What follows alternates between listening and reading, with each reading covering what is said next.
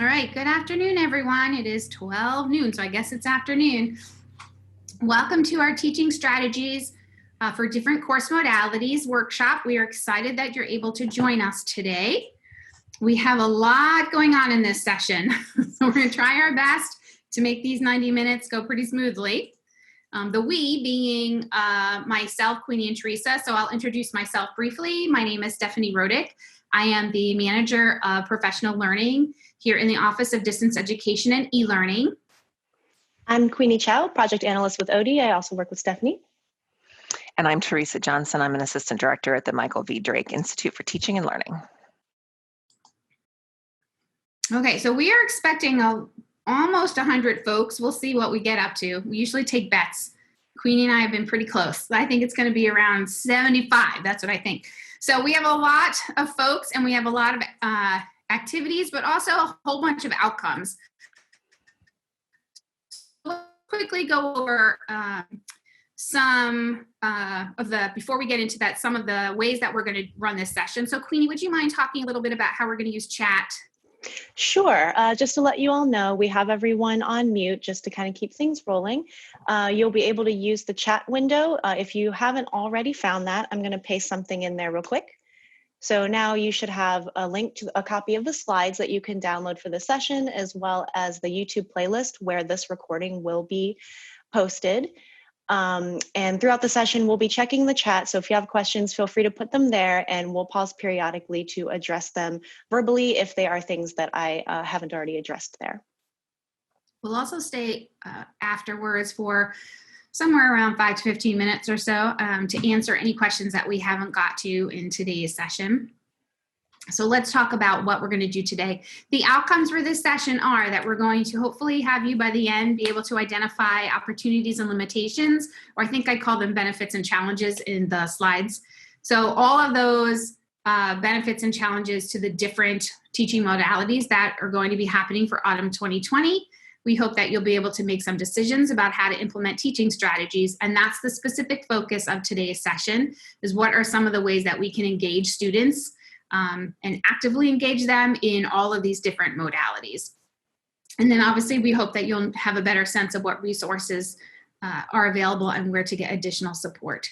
So the way that we structure today's session is that we'll talk a little bit about some considerations for autumn 2020 before we jump right into some of those benefits and challenges of each one. And we'll spend around 20-ish minutes for that.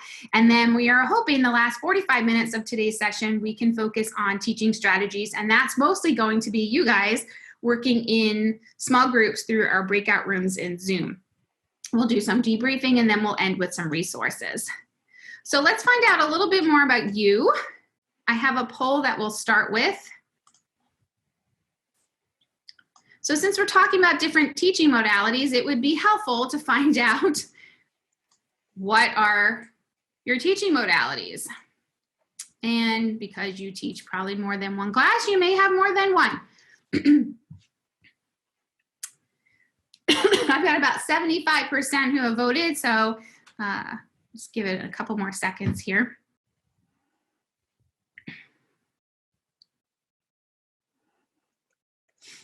All right, we're holding strong at 89%. Thank you. Got a couple more bumps. All right, so that's a pretty good percentage. We've got 92%. So let's share out who you all are. So the winner, ding, ding, ding, teaching fully online. So Teresa, we can keep that in mind when we're going through the modalities. That's the part that you'll be doing. Yeah. And then we do have 8 of you teaching fully in person. We will try. We will support you in this. This is going to be challenging. And then my hybrid folks, my 22 of you who are teaching in the hybrid mode, we'll talk a little bit about some of those challenges as well. And then welcome to our 15 folks who are supporting the teaching of others, like Queenie and Teresa and myself. We are excited to have you. And I see a couple of you just have some other kinds of experiences that hopefully this session will help you with. All right, so take a look at our animals here and let us know how you're feeling. How are you feeling about autumn 2020? Let us know in the chat. I'm interested to see how you're feeling today.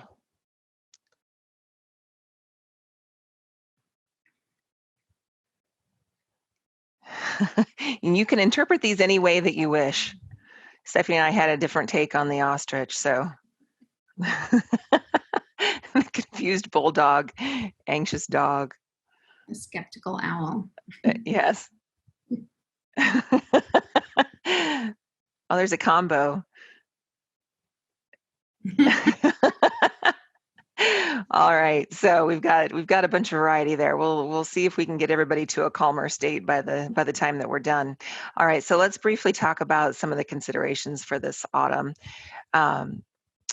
The reality is that we are still very much where we were in spring, that we are in the middle of a global health crisis, that we are not exactly sure what technology abilities our students are going to have wherever they are.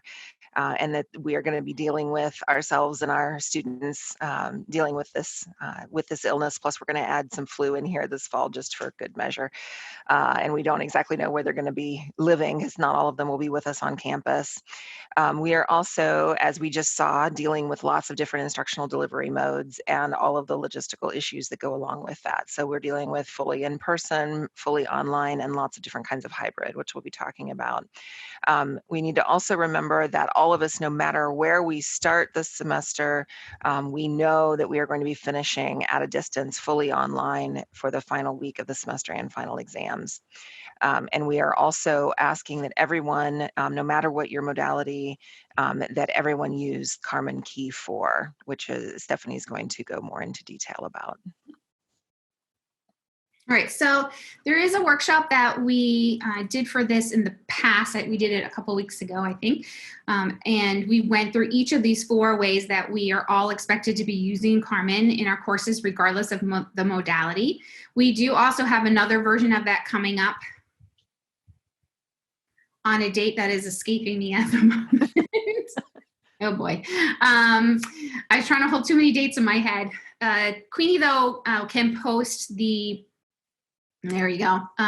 She'll start posting a bunch of different things. This is the session that, Queenie, could you put the get help, like the link to our workshops on there? Because it is still open, and it's a new one that it's a new additional date. So if you didn't make it to the former session that we did, I think Sarah Holt and I did it on how to use Carmen in your course.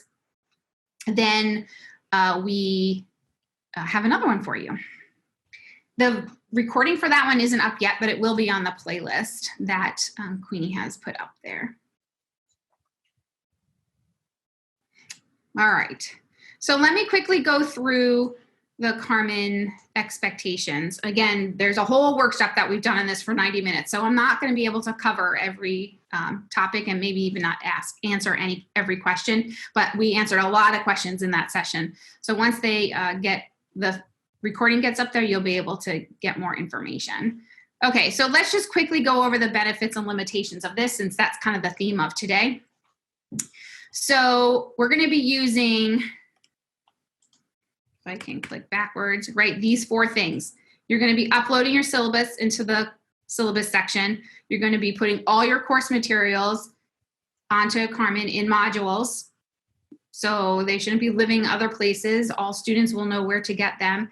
You're being asked to do the announcements for your class through Carmen Canvas, because we know students, even if you're in person, they're going to be potentially not able to come in person to your class. So the primary way of communicating with students, the university has asked that happen through the Carmen Canvas announcements. And then finally, using the Carmen gradebook and regularly posting your grades for assignments and assessments. And the gradebook gets created once you create assignments and exams through the quizzing tool. And that's we did partly that session on Tuesday in the exams and assignments session. So that will also be up on our YouTube playlist here soon. Okay, so what are the benefits of the fact that we're having these 4 main things?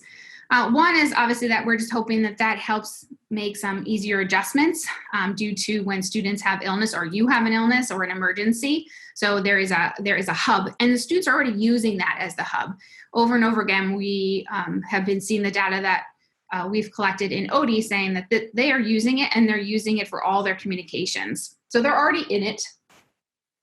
This will hopefully have them improved access to the materials. They don't have to guess each time where someone's putting it only in box and they can't get to the box unless they have the link to the box. You can still put your materials in box, but you should put the link to box in Carmen, right? So students always know Carmen is the place to go to access all of that stuff.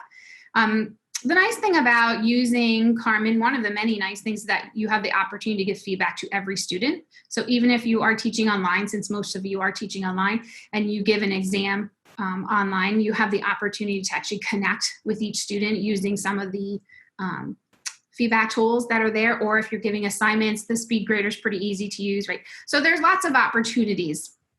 The other thing that I like about Carmen is that, particularly for Carmen discussion boards, it just gives students some pause and opportunity to compose their thoughts before actually do that discussion, right? So lots of positives.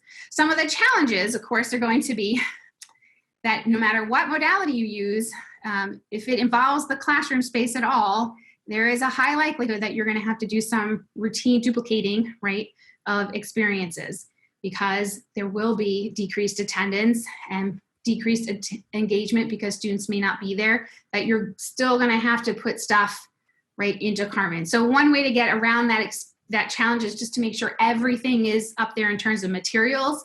That may be where you put all of your assignments. So every student has to submit things through that assignment tool, so that you're also not handling paper, right? When you are, because that's the last thing we want is the exchange, right, and touching things. But the reality is that there may be some experiences that you have in the classroom, which we'll get to here in a little bit.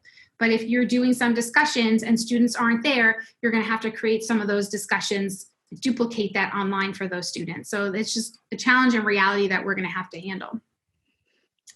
And preparing and maintaining an organized presence in Carmen just takes time and energy. It's not something that we can get around. It's just a challenge. And one thing is that students don't always use Carmen the way that we use Carmen. So there's going to have to be some expectations and education of our students of exactly how you have set up your Carmen course and how they should engage with it. So some considerations for you. You're going to have to probably not only help them understand how to use it and how to plan to use Carmen in person if you're in person, probably in the announcements if you're online, also in your syllabus, and you're probably going to also have to remind them often and early about where they're going to be able to find things. You'll want to think about including those course materials in a variety of formats. So what are different ways that you can include information there? If you can, you'll want to think about setting longer intervals to access some of those materials. So some of you may just put your materials up there and they're just there all the time. Others of you will have them shut down, right? They'll lock that part and they go away. You may want to just think about, for example, if you have a discussion board that needs normally, you think a day to do, you probably want to extend that to 3 days, right? So students have more opportunities. And then the session that we did, we talked very in deep detail about using modules and headers and using the template in order to do that. Okay, so we're all using Carmen, even in person. So Teresa's gonna spend about 5 minutes or so going over what does that look like when we're doing stuff in person.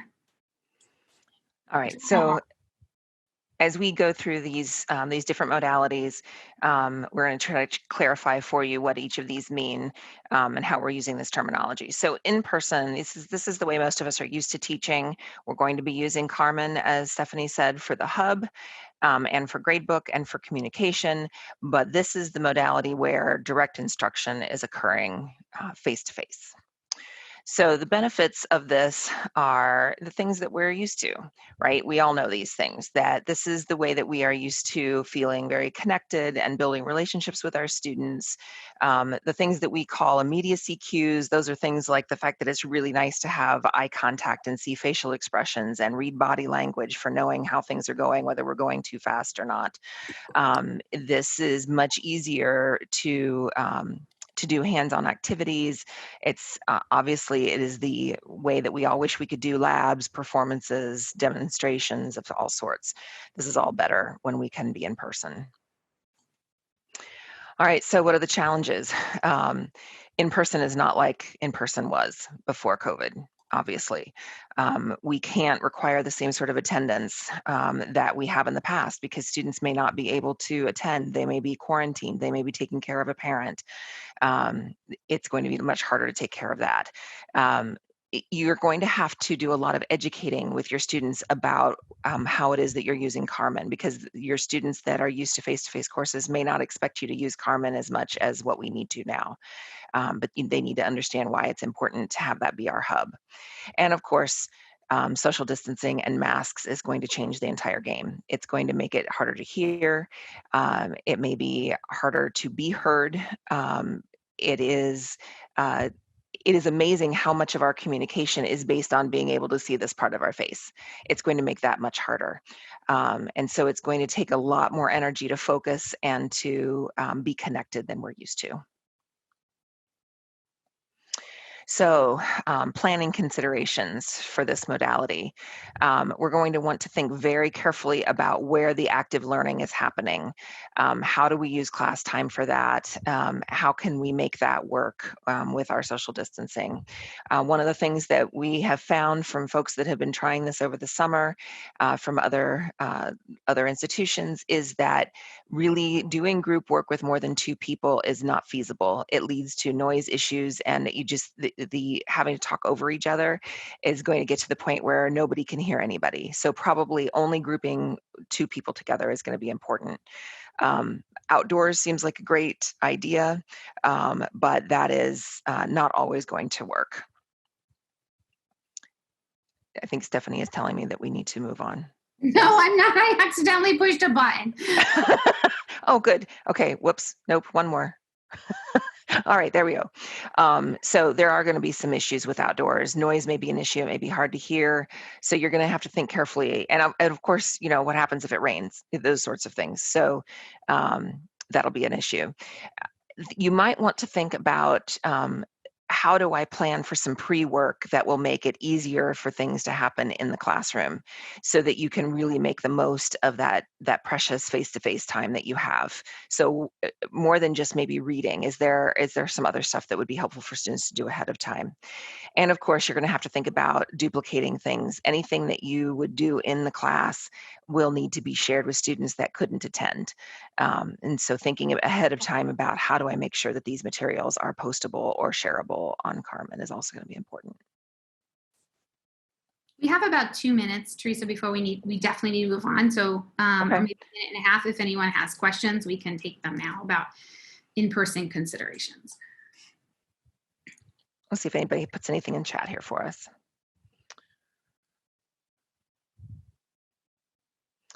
Entering and exiting the room. Yeah. A lot of these things, Stephanie, do you want to talk about the workshops that are coming up for logistics and that sort of things? So I think that's... There are 2 iterations of the same workshop happening on the 12th and the 20th of this month. They're being run by my supervisor, Sam Craighead, and he and Andy Vogel in the classroom, I don't know what they're called, but they take care of all the classrooms. They are doing a session all about where are microphones, how do you get a microphone, can you use a microphone, how do you get in the classroom, what do you have to do with sanitizing, what are in those kits that I'm supposed to be getting, what do I do about markers, all of that stuff is in those 2 sessions. I highly recommend that if you're teaching in person or in hybrid, you go to one of those, because that whole session is all of those details that have been being worked out for months now. Because I have no idea the answers to any of these questions, but Sam and Angie do. So that is the place to go for those. Yeah, so far that's, let's see, most of my students prefer to keep their video off.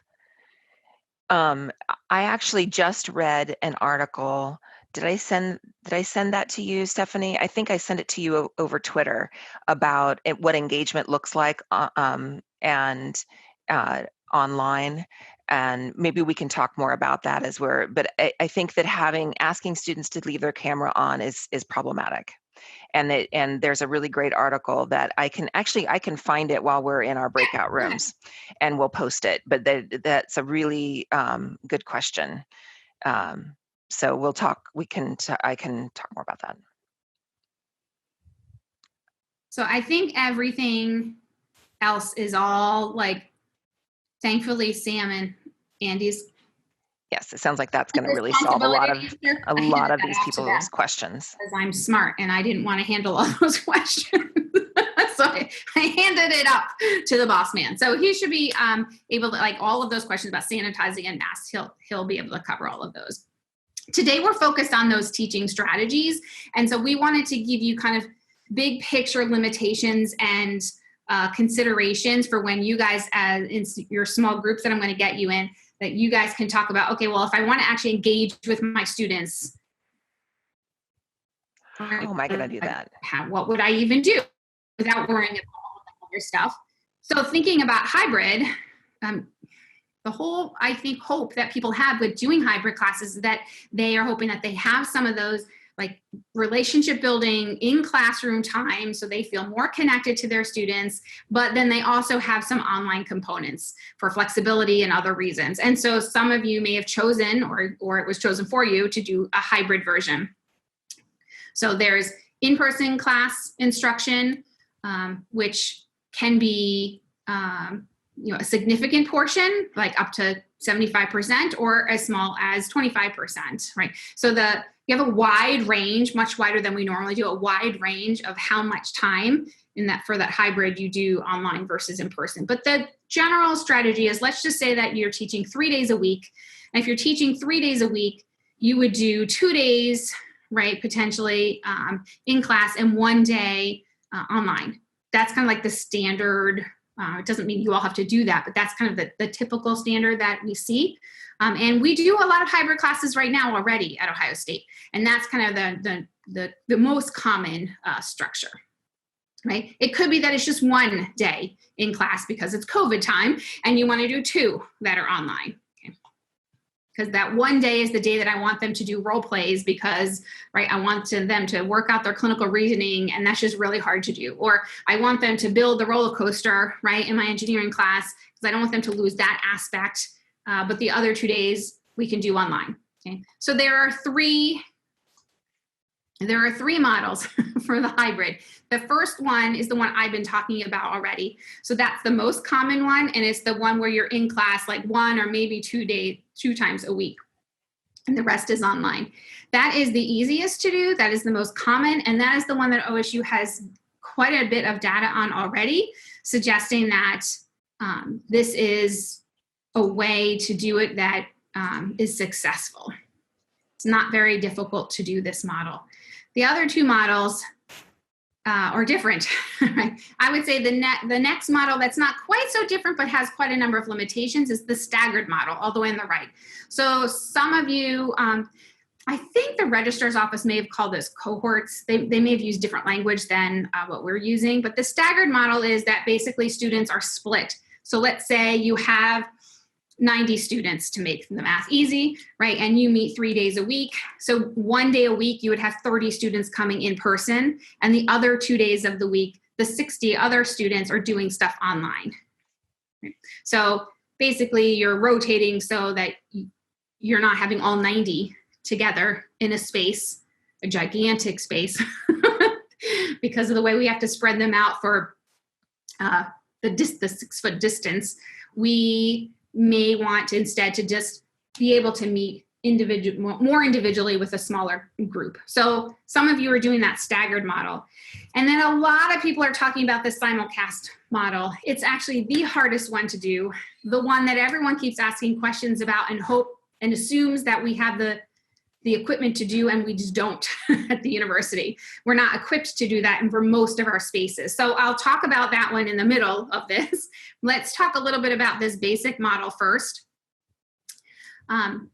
This model is the one that, you know, we've got a lot of positive student experiences with over the years. It has been working very well. This is the one where you may meet with them one day and do online 2 days, or 2 days and 1 day, however you want to split that up. Why it works well is because you have a lot of opportunities for community and relationship building, right? Because in person you get to do that, and then it kind of carries over into that online piece. They've already seen you, they've seen each other. And it does add some flexibility for students and for you if there is a need to teach remotely, which between you and my 77 other people in this private space here, I'm like, it's probably going to happen, right? I would not surprise me in the least if we end up having to go remote at some point. I do not have a crystal ball, but I'm not going to be surprised. But if you are doing some basic hybrid model, it's not that difficult to then just switch, because 2 days of the week, for example, everything's already online. You're just having to kind of transition so that one of those days, if you're doing a 1 and 3 model, would then have to go online. So you've already probably, and let's just say that that's going to be one of the conditions, you'll probably want to just put everything online if you're doing this hybrid model, and you'll spend the days that you have in person doing something more active with them. Okay, so challenges. What it doesn't do is provide flexibility for students to suddenly just not attend, right? What it means then is that you have to put everything online, because you may have students who cannot attend because of illness or quarantine, but you didn't build in the class, right? This hybrid basic model doesn't have it so that students can pop in and out, right? They're still expected to come to class every Tuesday, right? I will tell you that the biggest challenge is for students to keep track of when they're doing, what they're doing, when they're doing it, and where are they supposed to get information or post things. So the when, what, and where is going to be a challenge. Doesn't mean it's not overcome, but you'll need to do quite a bit of, right, making sure that they know where to go and what we're doing. And then everything that Teresa mentioned about mass and spacing in the classroom all still hold. So for this particular model, some things to consider are, like, what are those core teaching activities that you think would benefit the most from in-person? Knowing, as Teresa mentioned, that, you know, everyone who's done this before at other universities, people have been trying this out, have said no more than 2. Once you get to 3 people, the noise gets exaggerated, and it's really difficult to hear each other. So if I could think about some core teaching outcome that I have, what's an activity that I really would want to do in person, and maybe do it with just a couple people. And then everything else, maybe what would be ideal for the online experience? And that's the kind of, right, decision making that we're probably all going through right now for teaching hybrid. So really thinking about those foundational knowledge, what is it that they can do? Like, this is foundational knowledge. We can probably do this online, right? We can have a video online of me teaching this content, and they do some knowledge checks in the quizzing tool. Do I really need them in person to do that? Probably not. Okay, let's talk very briefly about this simulcast, because a lot of you, I'm sure, who picked hybrid are going to do this. This is the session, the one that Sam is doing, Sam and Andy, on the 12th and 20th. This is a lot of what they're talking about, this simulcast piece. So what this means is, right, let's just pretend this is a simulcast event. I've got you guys, 70 some of you here with me, but I also in my dining room have another 50 people. And I am attempting to connect with them, and I'm attempting to connect with you at the same time. I'm sure you can already start to imagine the challenges with this, right? But there are some benefits. It obviously provides flexibility for students who need to participate remotely and may be able to make that decision. Today I want to go online, today I don't, right?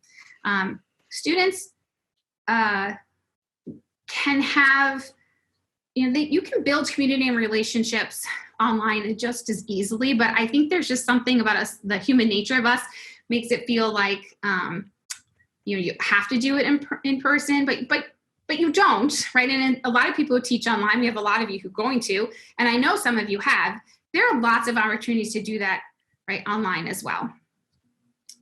But this hybrid simulcast allows you to do that simultaneously, right? I can build relationships with my people in my classroom and online. And then any student who couldn't come at all, right, you would have a recording of that session that you're doing simulcasted, and then you would post that on Carmen for any student who missed it. And that all sounds nice and easy, but the reality is that it requires a lot of resources, and it requires certain equipment. And we're doing some kind of workarounds with the Elmo cameras, right? Sam will go over all of this, using those as a way to capture, but you won't be able to actually capture this, what's happening behind you. You can't capture the students, right? So it's not great, right? We don't have classrooms with microphones all around the edges. So your students will have some difficulty when they're online. They probably can't interact with your students in the classroom space and vice versa, right? So engaging both populations together, you can do if you're in a very specific room with very specific resources, and we have very few of them on campus. So that's definitely a challenge. And if your students are talking to you in the classroom, so I've got Johnny over there talking to me, you guys over here probably can't hear Johnny, right? So there's that added, I will need to repeat what Johnny said, right? And then when Sally said it, and when Bob said it. So it's a lot. So a lot of challenges with this. I know a lot of people are saying they want to do this. I really would encourage you to think about whether, I think you need to have a plan B if this is not going to work out for you. All right, so let's just talk about some things to consider as you're planning. You will definitely need to define what student participation and engagement means in both of those spaces. So is it okay for them to do like what you're doing? I have you're muted, so you're not engaging in this way, but if I ask for you all to participate, do I have a document that you're adding into? Are you adding into the chat? Like, what does engagement look like for my folks, particularly who are online, when my students in person can probably do some paired work? Maybe I have my online group, right, also doing paired work, but then I need to organize them getting in pairs, and then I need to organize breakout rooms for my simulcasted folks. Oh, it's just fun times. All right, I mentioned about repeating. If you have a large enough class and you're lucky to have a GTA, right, use them to be that bridge between your Zoom students and your classroom students, so someone else is monitoring what's happening, because monitoring the classroom and monitoring the chat and monitoring to see if they're raising it's a lot. So if you have that extra person, consider using them as that bridge, right, to make between both of those class modalities. I will say that when people have tried to do this, it does actually go much smoother if you're using the classroom time to do lecturing rather than group work. And you see that completely contradicts what I just said about using the classroom time to do active learning. But if you're simulcasting, that's very difficult to do. All right, the last one is staggered. So that's the one where only let's just pretend a third of your class is coming to in person. So the benefit is that all 90 of your students, for example, would have that in-person learning experience throughout the whole term, just once, right, a week rather than 3 days a week. This is chosen mostly for those larger classes because maybe you had a lot of students and you didn't want the whole thing to go online. You had over 100 students, but you chose the staggered so that we can actually fit them in a classroom with the spacing thing. So one nice benefit is that you can actually have a larger class accommodated without having to go fully online. And then lastly, this smaller class size for when you actually do have them, right, with you, just provides different opportunities and more opportunities to engage with students. So just like you would with the in-person classes. Some of the challenge to this that I'm sure you've thought about, but just in case you haven't, so each student really only has access to a subset of in-person learning, right? Because this staggered means that they're not simulcasted. It means on Mondays, right, 30 of them come, and on Mondays, the other 60 in our example are doing something online, which means you need to have the third bullet here, dual sets of participation instructions, right? if you want them to do this kind of engagement activity in person, you need to have something that's parallel online for your students who are not in the classroom with you. Otherwise, you've got bullet 2, which is that the group experiences different kinds of activities depending on if it's their day to be in person or online.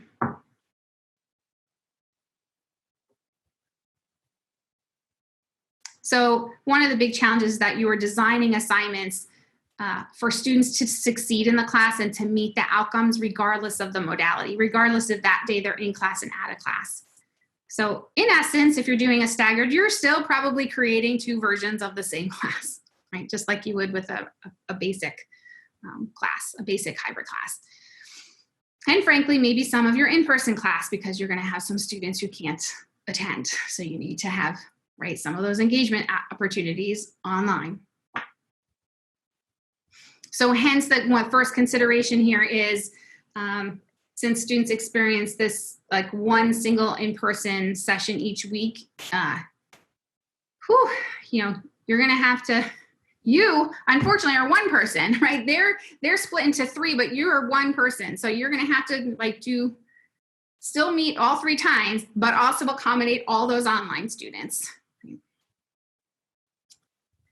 So I would recommend, and we would all recommend, really doing a significant portion of your increment so that you don't have to keep creating new activities online, right, for students. And it's not that you can't, you could just every day you meet with different students have different kinds of engagement. You just need to make sure that students who are in the online environment that day are showing you that they can engage with the material and that they can meet the outcomes that are related to the activity in a different way.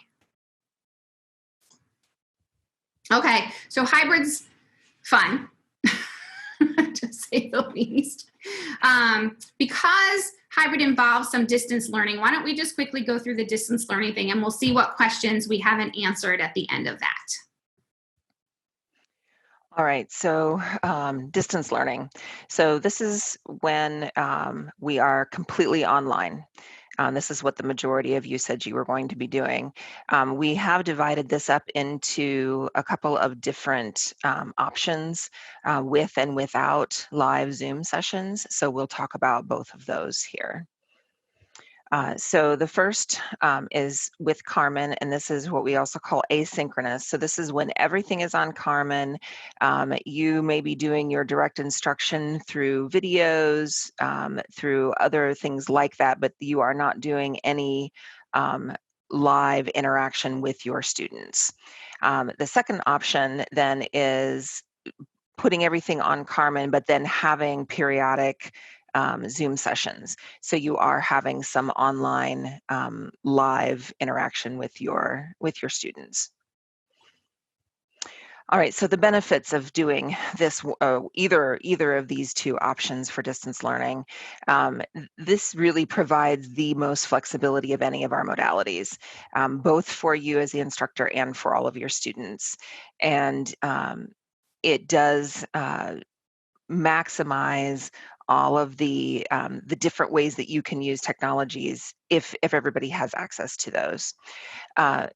There is absolutely people that have been teaching fully online for a while can tell you that there are lots of ways to provide meaningful instructor presence. You can do that through announcements. You can do that through Zoom and interact with your students live. You can provide periodic updated videos for them that give them feedback on what they're doing. And if you have these Zoom live interactions, then you can get real-time responsive interactions with your students at that point. All right, so what are some of the challenges with distance learning? This is of all the modalities, they all require, this fall, everything requires a lot of planning, but this requires the most of it because you need to have most of these materials created ahead of time. And there are some ways to get around some of that, but it's a little bit dicey. So there is a lot of planning that goes into this.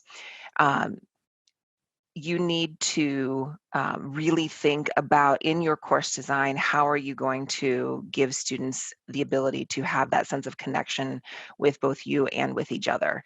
You have to really build this in. It doesn't just sort of happen naturally like it does if you are in person.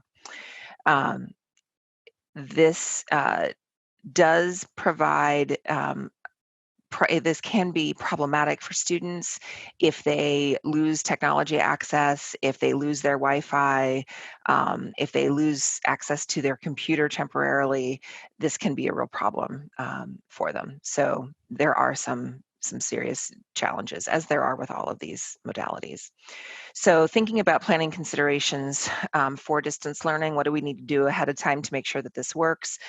You want to really think about, how am I organizing this? What are my major assignments going to be? Making sure that you're really, really super clear about the way that you design those assignments and the sequence of activities and how you want students to move through your course. Scheduling time so that it's very clear when it is that you want to tell them certain things, when you want messages or announcements to go out, how quickly you're going to be providing feedback, all of those things, so that that you have time to do things and students have time to do things. You can sort of lose that sometimes if you're not regularly meeting with students in person. So let's see, this one, that offered 2020, have not secured temporary DL status. Okay, so many of you are going to need to go through the course assurance process. This is a document that asks you to document how you are accomplishing these best practices. And so it asks you to either provide it in the syllabus and make it clear how these different things are being accomplished. Is there anything else that you would want them to know about that at course assurance, Stephanie? Mm. Okay. All right. So what questions do we have about the distance part of hybrid or distance learning?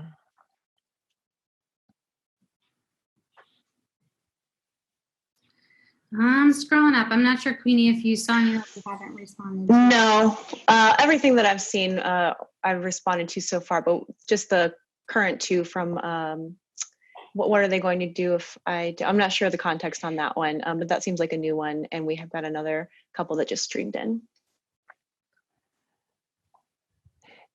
Yes, there is a way to save the chat, and Queenie will talk to you about that. The online distance assurance process, I don't believe that is something that has to be approved before you can start teaching. It's just something that everybody is required to turn in so that they can account for the fact that people have thought about that. So I don't think it's you have to get it done by this time to get it back so that you can teach. Michael, are you asking about right now? Are we synchronous or asynchronous? Like now or your class? I just need more context for that. For your class, is your class synchronous or I don't know if your class is at so some part of the challenge is that we can you be synchronous because of the classroom that you're in? So that is an excellent question. That's actually partly what they're doing in the session on the 12th and the 20th, is having people go and look at what room are you assigned to, and then look up what is available in that room. So that's why I'm saying, if any of you are teaching in person or hybrid, I think it would be a really great session for you to attend, because it's actually going to help you think through your own classroom experience. So Michael, it says you're remote. Are you teaching distance learning, or are you? I'm not sure what your basic modality is. I'm going to let you, Teresa, answer him through chat while I talk about best practices for student engagement, get you ready for your breakout rooms. So one of the things that we wanted to do is just have you have the big picture of what are all of these modalities, and not all of you are teaching in the same modalities, as we found out. So we want to think about student engagement though for all of them. So I wanted to just kind of start us off with thinking about what are the best practices generally around student engagement, regardless of modality. So some things to consider as you are moving into your small group activity here is that learning does necessitate engaging with both, well, not both, try, with the content, engaging with peers, and engaging with instructors, right? So when we talk about student engagement, that's what we're talking about. How are you having your students engage with the content besides just input, just reading? What is it that they're doing so that they are actually like thinking it through, that they are problematizing it, that they're having a solution to it, right? What about peers? How are they engaging with peers online or in person? And then how are they engaging with you? What feedback are you giving them? What cues are you reading from them? All of the things in person and online. The other thing we know about learning is that you have to have multiple opportunities to practice applying what you've learned. So reading it and then handing it back out in an exam, generally not the best practice, right? So how do you have students in your classroom spaces, regardless of modality, practice applying what they've learned? And then how are we providing them with timely feedback? Because that feedback is going to help your students identify any flaws in their thinking, or else help them identify where they went right. Right? So that feedback is incredibly important. The feedback does not have to come only from you as the instructor. It can also come from peers, right? Your students can do some self-checks. But the feedback is important for that student engagement. And we know that students want to feel connected now more than ever. They want to feel connected. That's one of the big things they talked about on the survey that the university did for our undergraduate and professional grad students, is that their undergrads in particular are feeling less connected. So how do we help them in any modality feel connected? A lot of that is through, right? How are you getting them to communicate and connect with their peers and with you?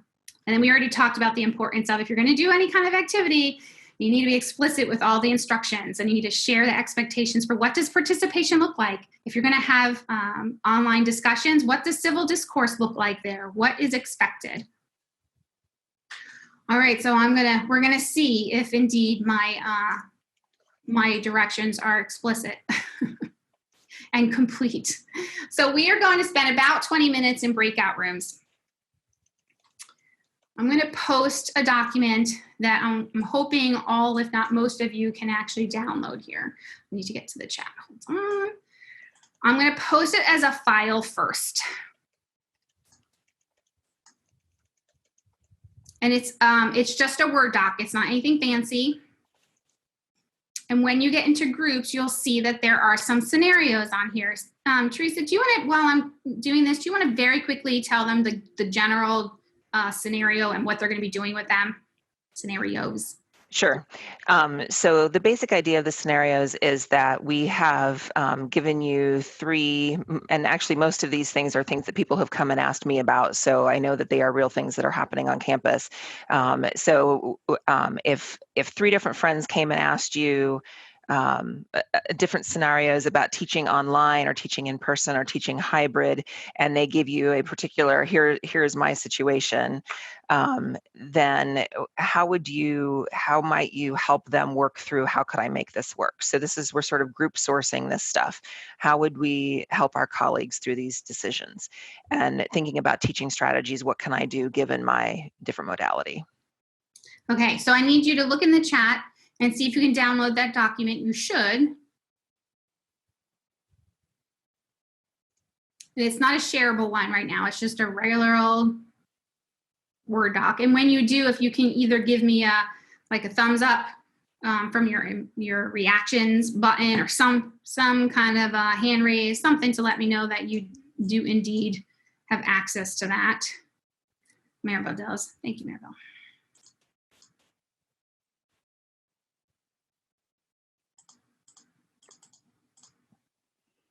Lucia does.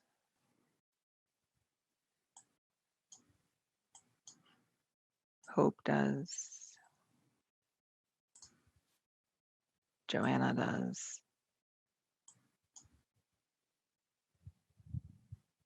All right, if you can't get that download because maybe you're on a mobile device, I'm going to post for you. I can put that link in. Thank you. A box link And if you use the box link to get that document with the scenarios on it, I just need to make sure you download it, that you're not actually opening it in Box itself. All right, I got a bunch of thumbs up. I got a bunch of yeses. I got one person saying they'll be right back. I love that. Okay, so yes, the file that you got says 30, and we changed it right before the session to say 20. So we've got 20 minutes. I'm going to stop sharing this, and I'm going to share the document instead.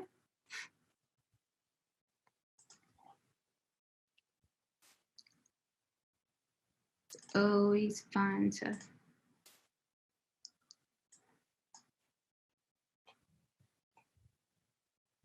All right, does your document look like this?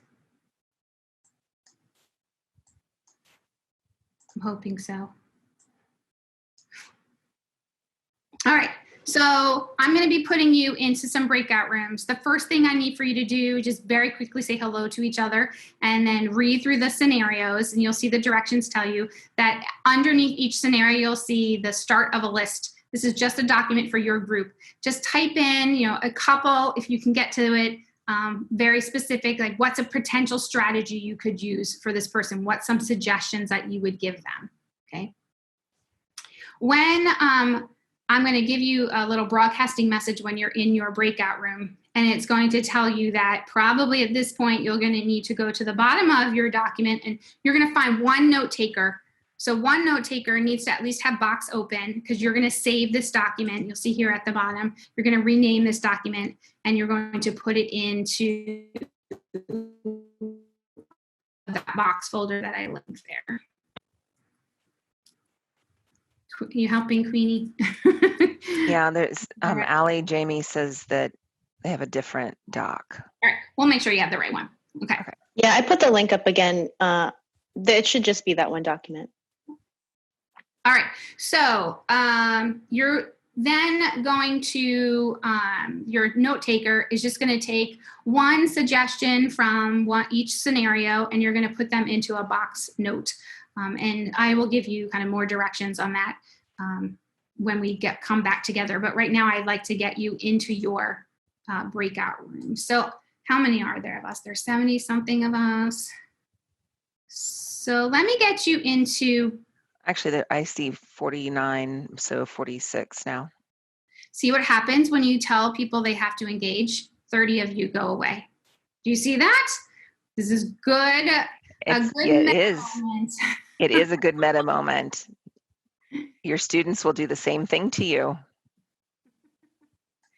All right, I'm going to bring you back after about 15 or so minutes just to check in, see how you're doing. I'll send you some notes, and I just need one of you to be that note taker and answer the scenarios, and then we'll learn from each other.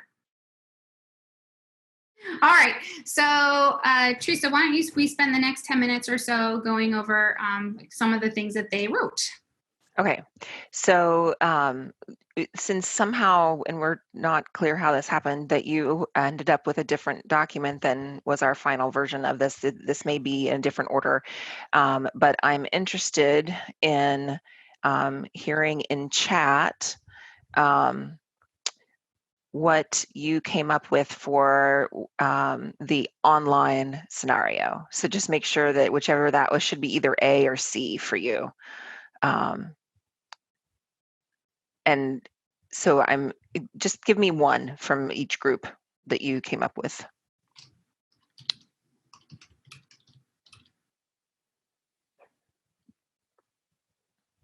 If you'd like to share one. Use the polling function in Zoom periodically. That's a good idea in order to keep students engaged. Absolutely. It's one of the things we use today. Right off the bat, it's a nice way, especially if you have a large class in Zoom. Breakout rooms for discussion.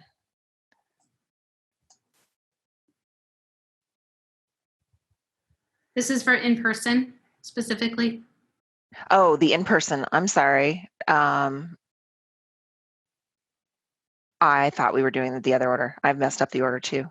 Okay, so I told them the online. Can we go to the online? Sorry. Okay, let's focus on online first. Yep.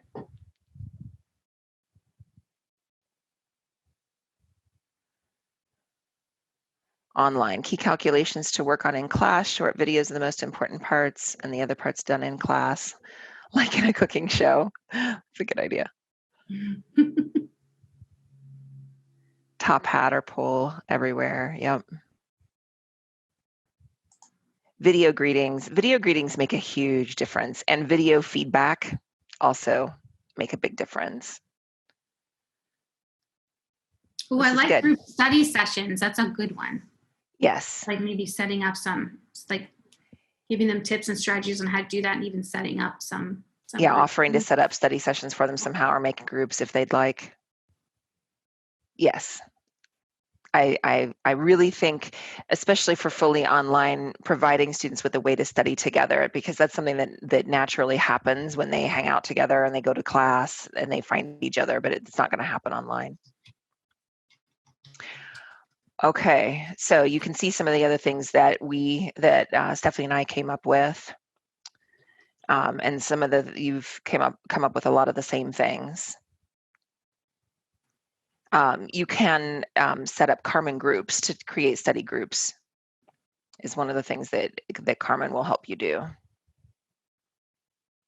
And you can also use some of the Carmen practice quizzes and that sort of thing to, along with Top Hat, that sort of thing. Which one do you want to do next? Let's do hybrid. We know that one's the middle one. All right, so let's do the hybrid version. I want to see what people came up with for that one. I don't know about GroupMe, Maggie. I liked GroupMe better. Yeah, GroupMe is good. I'll have to look up, I'm writing that down, GroupMe. GroupMe, yeah, my husband uses that for baseball. Well, there we go. There are a couple of those like external programs that most students are using anyway, just as more like an instant messaging kind of tips and group. Assign a multimedia presentation. Oh my goodness, there's so many coming in. I can't keep track. I can't read that. It's going by too fast. And work together to create a final product. Yep. And they can do Zoom to do the final product. Absolutely. Cohorts. Michael, I have no idea whether GroupMe is secure. It's not supported by the university. So anything like that, you have to do all your own research about it. I have no idea. Amy Collins, Warfield is telling us record performances in advance and then post them to discussion board. Yep. Online role plays give advance warning instructions about what's expected. A running live document. Yes, I have seen lots of people talking about this, having a live document that they can start in class and answer each other, maybe have a TA help run that or somebody, and then they can access it offline as well. And that's a nice way to bridge the in-person and the offline. Actually, even for synchronous and asynchronous online, that would work as well. Breakout rooms for group performances. Shared documents. There's a question here whether Odie has any examples of those. I don't know how best to find out that. Queenie, maybe. I'll have to take a look at that. Oh, the shared specifically. Shared documents. Okay, so let's see if there's anything else on our list that we have. There's some resources for you. I just did that for a client, so I can do that. And I'll email it to all of you. Go ahead, Teresa. So it looks like we've pretty much covered, in their ideas, they covered pretty much everything that we covered in our list for hybrid. Okay, so let's go on to in person. I think that's the one we haven't done yet, right? Mm-hmm. Okay. Get confused about where we've been.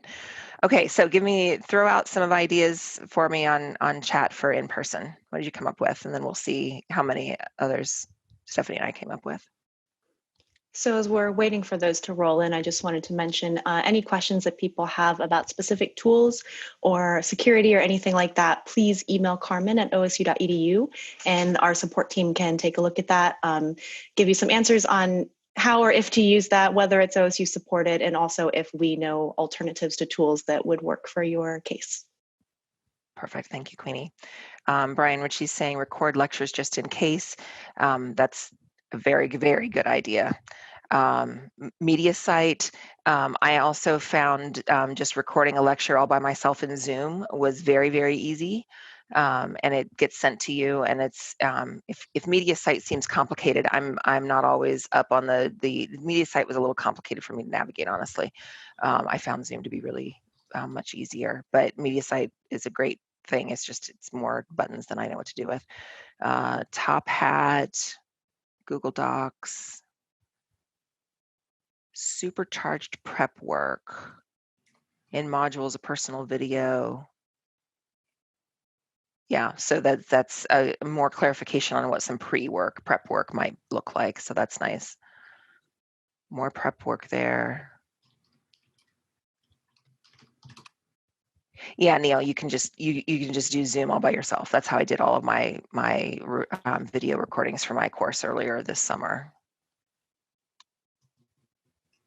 Yeah, Corey says attend one of the upcoming classroom services sessions. Yes, anybody teaching in person definitely needs to be at one of those. It sounds like that's where all the answers are. Okay, so some of the other things that Stephanie and I came up with, asking your students to raise your voices. It's really going to be the learning curve for talking through masks is going to be a bit. I mean, I don't think it'll take forever. Obviously, we'll get used to it, but asking them to raise their voices.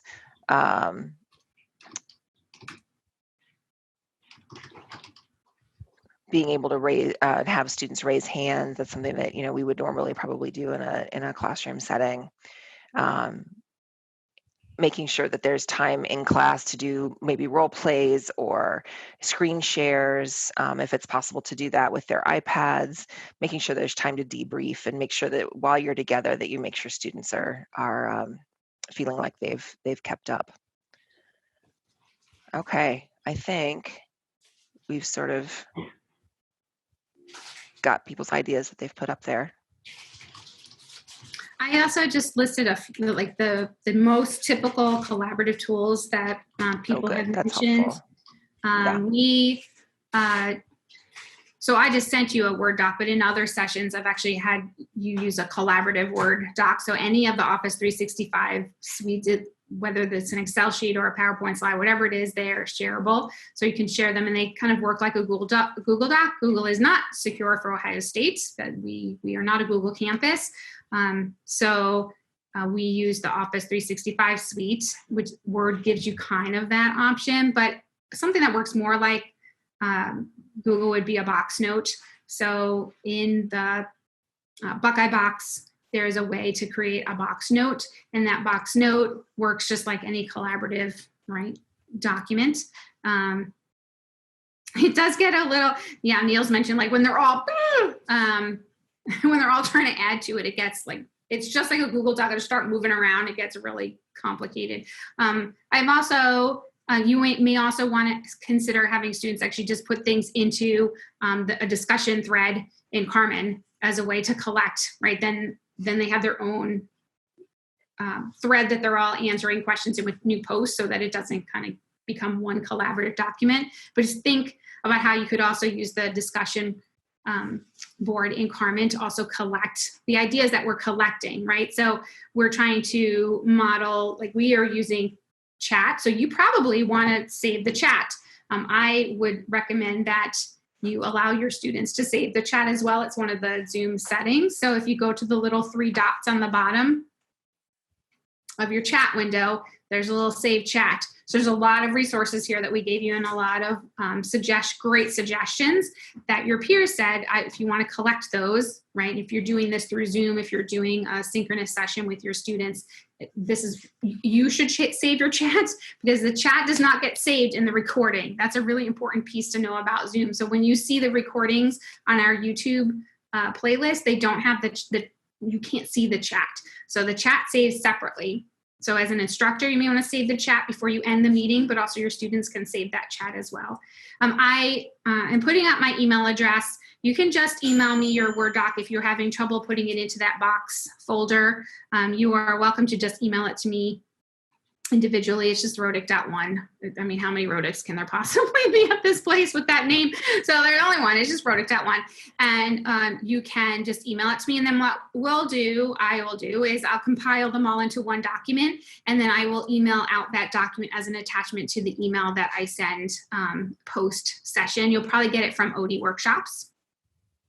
And it will have that resource and then some of the others that we listed here. So you cannot, Queenie and I were just talking about this, when you're on an iPhone, you cannot save the chat. Some of your students will be on their phone for sure, on their phone doing this. Thinking about saving it for them and being able to provide it for students, maybe post it on Carmen would be a good option. I would say for any of your modalities, one of the first things that would be useful to do is to ask students how they're accessing information. Most of our undergrads now have iPads. Is that what they're using and for what purposes? It will just help you get a sense of what's the device that they're using, because there are, particularly if you're doing, can't do on an iPad or a tablet or a phone that they could on a laptop and a desktop. Okay, Teresa, let me just quickly mention this next thing, if I could go back. So one thing I just wanted to mention is, I don't think I saw it come up, I could have missed it, is the idea of this, like getting feedback from your students throughout the class. You don't have to do anything fancy. It could just be an ungraded Carmen quiz that you set as a survey, an anonymous survey, and just ask them, like, how's it going?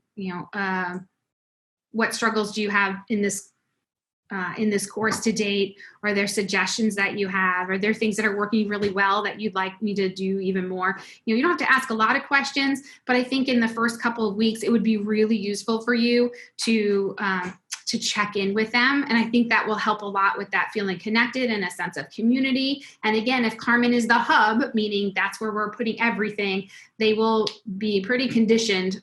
And they want this. Students want us all to be using Carmen. They have been asking and begging for years that we're all using Carmen consistently. So your students are going there. They're looking forward to all of us actually using it in a similar way. So putting a survey there for feedback that's ungraded and anonymous would be, in a place that they're already at.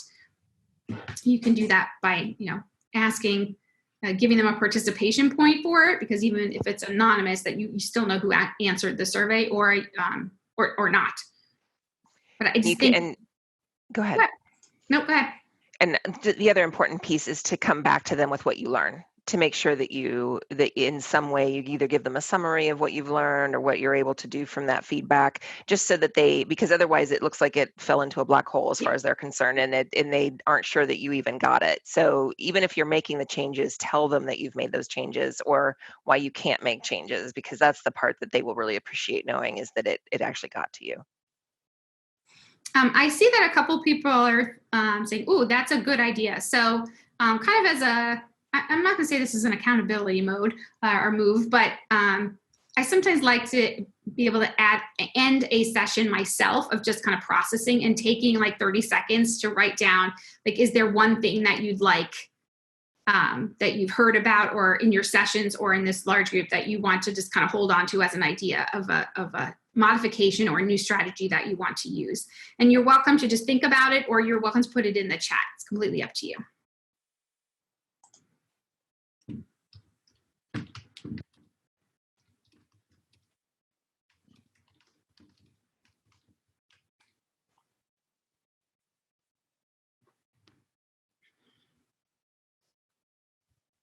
Sorry, Laura.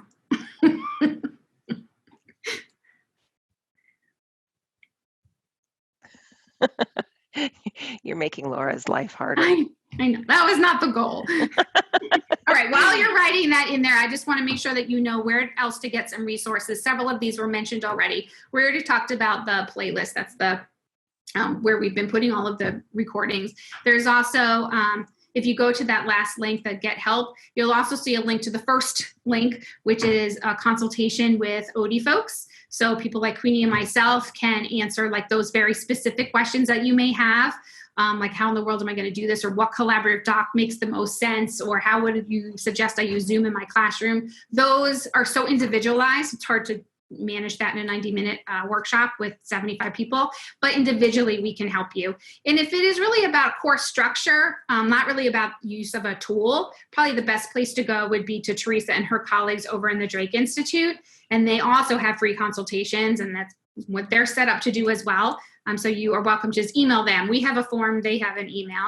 And then as Queenie had mentioned, if there's a specific tool that you are having problems with, like the button is not working here, or if it's, I'm laughing because I've worked with Teresa for a long time. It's like, where's the button? I don't have the button. Teresa never had the button of something that she's supposed to have. So she has become intimately aware of the helpline over the years. And then the Resource Center, as Queenie had mentioned earlier, has lots of tutorials in it. So there's lots of ways to get support, but find one that works for you. And please do not hesitate to contact us individually, and we can help kind of sort through where's the best place to go. And then just as a conclusion, I want to mention, first of all, I want to thank you for coming. I know this is a lot. I know everyone is stressed out. That's why I put the third bullet in here. You know, there are no simple answers to any of this. There are no perfect answers. This is what happens when we're in a global crisis. Please give yourself a little bit of grace.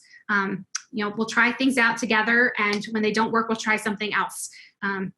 And hopefully our students will give us some grace, and we'll give them some grace too along the way. So just be prepared to kind of shift and know that like you can use all those support services that we have to help you along the way. So we're going to stay for a few minutes at this point to answer any remaining questions that we either didn't get to in the chat or that you still have. For those of you who are leaving us, because you have 700 other things to do, because we've had you redesign your courses. My apologies. We are grateful for you to be here. Keep checking on the Keep Teaching page. That's where we have all of our information. And we'll see you guys later. And anyone who wants to remain, please feel free, and we'll start thinking through what these questions are.